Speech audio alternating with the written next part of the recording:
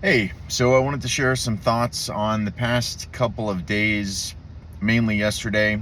I'd already thought out and expressed my grievances on a particular video, but I didn't find them succinct enough to present to the world. And today is, of course, the anniversary of 9/11. Got my Yankees hat on, lived in New York City for 15 years. One half of my family is from there, and I used to live at the base of the World Trade Center. Essentially, I lived in an apartment complex called Gateway. We lived on the 32nd floor, I believe, and I could peer out my window and see the South Tower. And I used to rollerblade at the bottom of it, of the original ones. And we're not going to forget. We know that. And you know, the murder, the assassination of Charlie Kirk yesterday should be another additional impactful and extremely, unfortunately, poignant but pertinent example of the freedoms we have in the West, what they are, in case we've forgotten, lest we've forgotten. And I will do my best to remind not only myself, but anyone watching this who may have forgotten. And to do your best to spread love. I know it's cliche and perhaps trite to some to say that, but it's so true. And that's what Jesus would have wanted. That's what Charlie Kirk would have wanted, to debate people, to allow the battleground of ideas to take place, and to win with words. The pen is mightier than the sword. And an assassin, which we now believe to be someone of the delusional transgender affirming subsection of hosts to a woke mind virus parasite.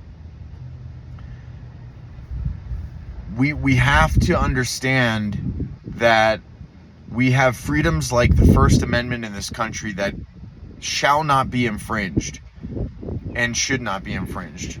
So, it's a really difficult time. Yesterday was quite difficult for me as someone who's gone to multiple turning point events and thought that Charlie was an amazing person.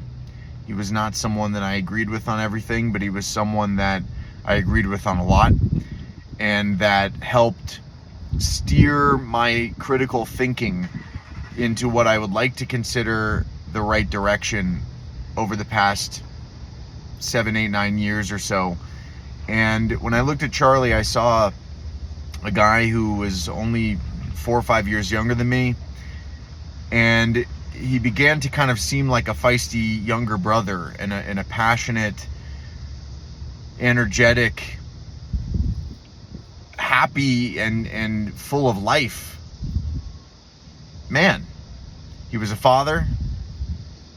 His family was beautiful. His movement was beautiful. All I felt at these events, at the turning point events, was love and hope and kindness and faith, and something that is, in my opinion, something resembling, if not the embodiment of American principles, American values, and the upholding, the bolstering, and the upholstering, if that's a word, of what this country was founded on. And the leftists out there will say this country was founded on racism, this country was founded on slavery, this country was founded on white supremacy. Fuck you. It doesn't mean that those things didn't exist. Of course they did. But we, as conservatives, or even just common sense classical liberals today, which is some way of defining my current political views, we've decided to take the greatest aspects of our past, get rid of the crap of the past and the horrible atrocities of the past, and do our best to exemplify the good today. Freedom of speech, freedom of religion, and many, many, many teachings of Jesus and Christianity and Judeo-Christian values, the Bible, are what has set the foreground and the foundation of what I would consider, and it may seem to be declining, what we would call polite society today. It happened in England and in parts of Europe first, and America interpreted those and perhaps refined them to make them even better. Perhaps. That would be my contention anyway. And when you look at what's happening in Europe, and you look at what's happening in the UK, and people, patriotic British citizens rising up, galvanizing together to fight against the invasion of their country by Islamists, essentially. The open border policy that they have, just come on in, everybody and anybody. You're watching their kindness eat itself. You're watching their resentment be used against them by people who want a caliphate, by people who want the world to be dominated by Islam. And that's not debatable. There are many a Muslim cleric, even in the West, saying these types of things on video. In Islam, just so you know, if you don't know this already, the world is split into two, according to them. There's the Dar al-Islam, which is the House of Islam, and then there's the Dar al-Harb, which is the House of War.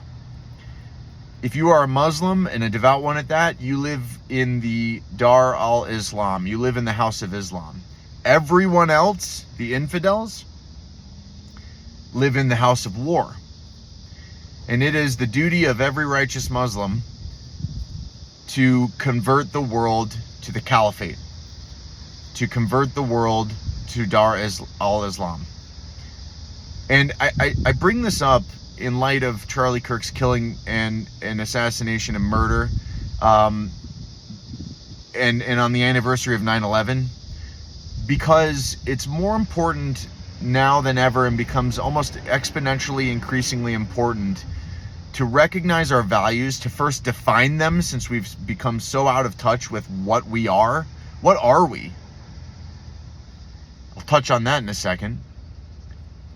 But to recognize those, and to recognize why they are better for people overall than living under Sharia, Islamic law, living under the true sexist, patriarchal, homophobic, transphobic, if you want to use all those buzzwords,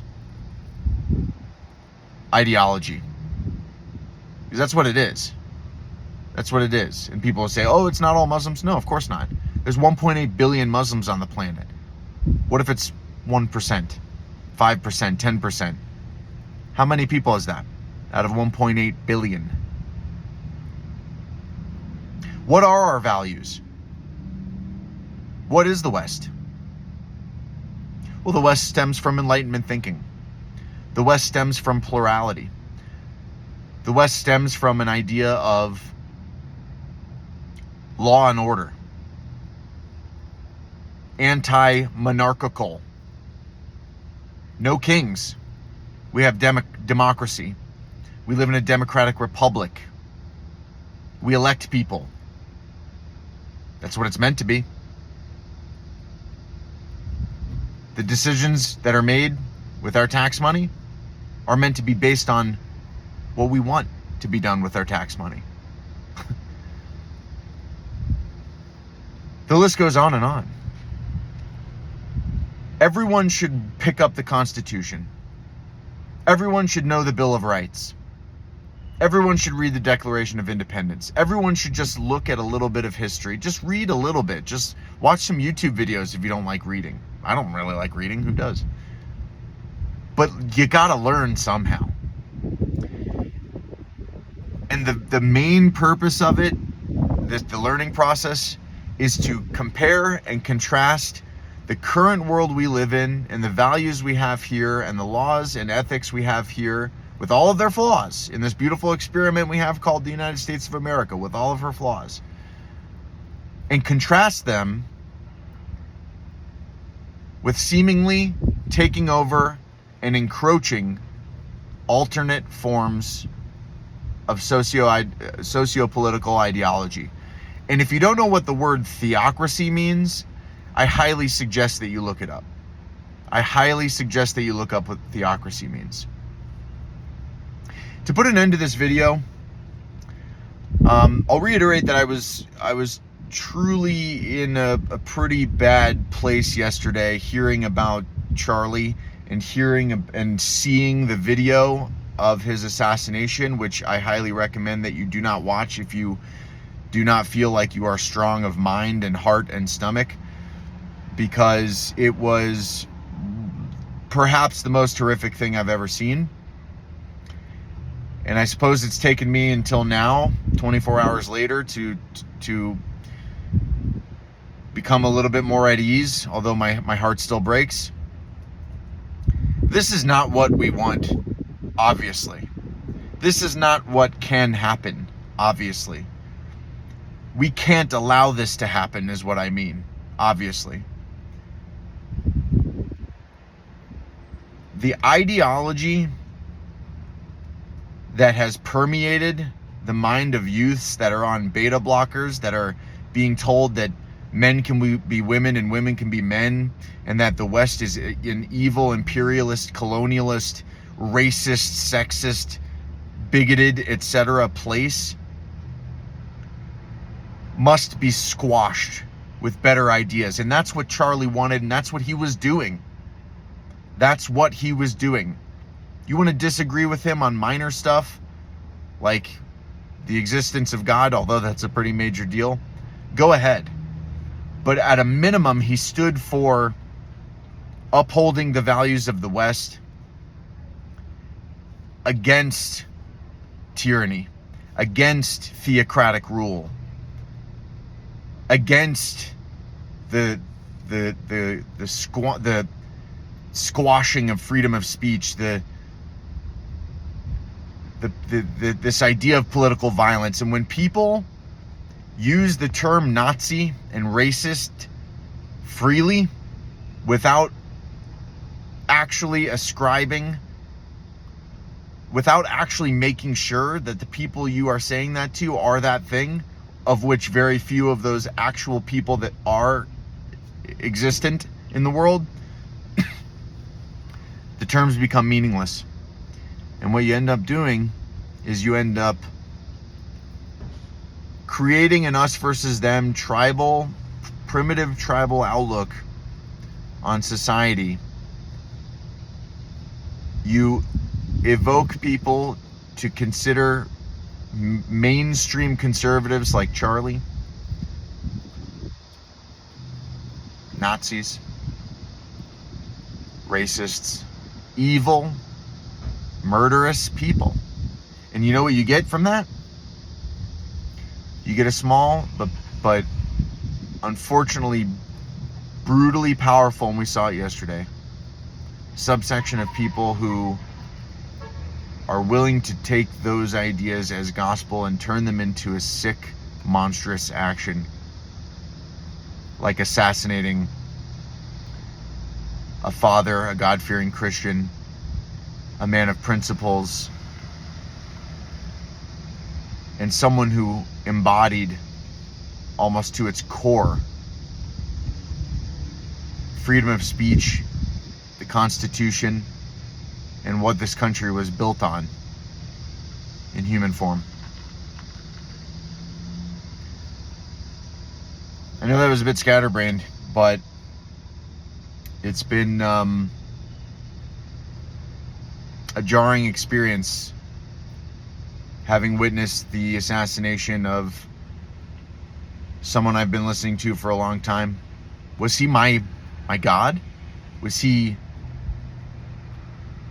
dear leader? No. He was a man who wanted to see the best for the country, for his children, for your children, for our children, for everyone's children, and who spread the word of the Gospels and Jesus Christ and Judeo-Christian values. And his life was taken in front of all of us, almost like someone, and I heard a good analogy the other day, yesterday. It was almost like someone took the Constitution and the First Amendment and shot it right in front of us, indicating its demise and its disappearance. But we won't let that happen. Nope, we won't let that happen. We will continue, even more than before, to galvanize and to promulgate and propel what we know to be righteous in this world, what we know to be good in this world. God bless the United States of America. We'll never forget 9/11. Charlie, you did not die in vain. I love all of you.